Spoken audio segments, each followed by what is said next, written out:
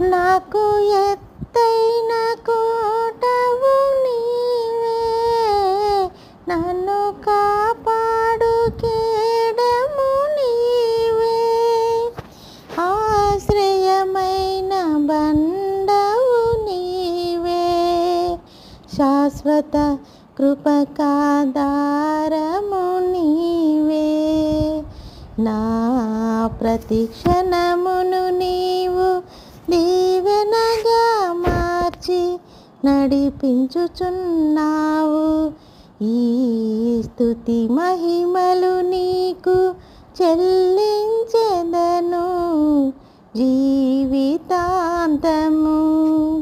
ఘనమైనవి నీ కార్యములు నా ఎడల, స్థిరమైనవి నీ ఆలోచనలు నా